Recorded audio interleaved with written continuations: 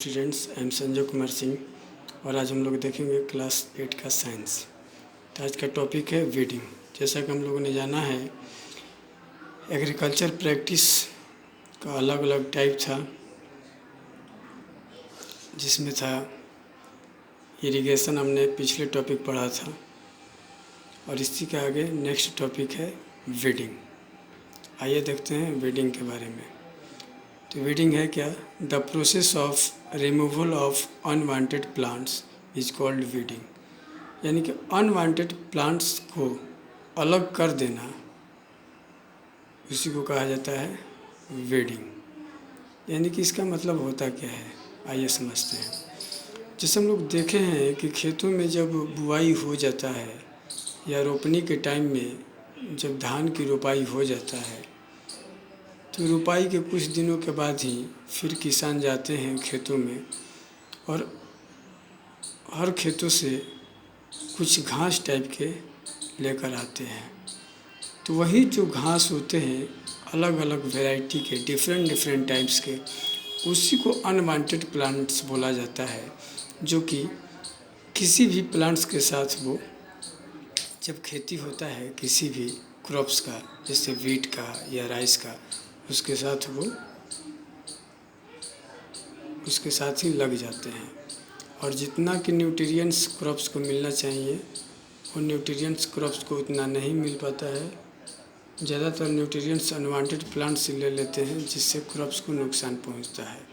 तो किसान क्या करते हैं कि अनवांटेड प्लांट्स को ही हटा देते हैं। तो जिस प्रोसेस से वो रिमूवल करते हैं अनवांटेड प्लांट्स को, उसी प्रोसेस को वीडिंग बोला जाता है।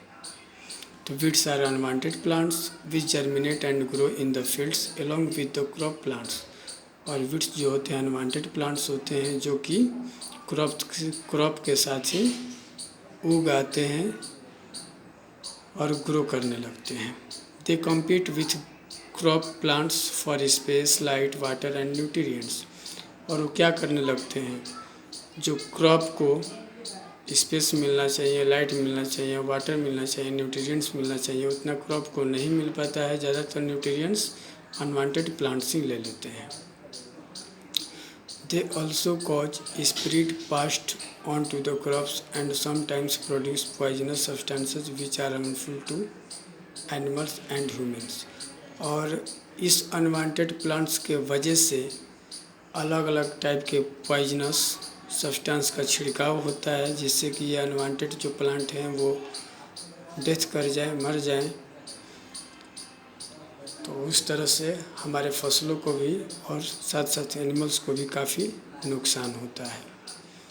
They are removed manually either by uprooting them और by cutting them with a tool called harrow. इसका मतलब ये है कि या तो इसको हाथों से उखाड़ा जाता है या इसको टूल से काटा जाता है, जिसको हैरो बोलते हैं। Weeds can also be eliminated by the use of certain chemicals called weedicides. और जो इसके वीड्स होते हैं उसको हटाया जाता है अलग अलग टाइप के केमिकल्स से, जिसका नाम है वीडिसाइड्स। तो वीडिसाइड्स का भी छिड़काव होता है। They are spread on the crop plants in the field. और खेतों में क्रॉप्स पर छिड़का जाता है। The weedicides are mostly non biodegradable and poisonous. और जो वीडिसाइड्स होते हैं वो मोस्टली क्या होते हैं, नॉन बायोडिग्रेडेबल होते हैं और पॉइजनस होते हैं।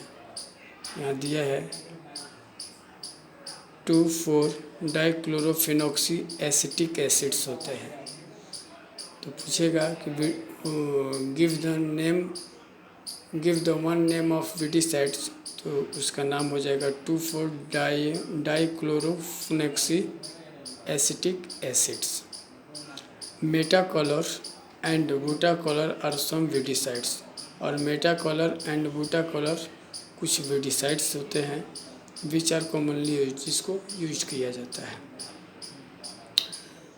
Weedicides are also called herbicides. और वीडिसाइड्स को ही हर्बिसाइड भी कहा जाता है। These are used to stop and eliminate unwanted plant grow with the crop.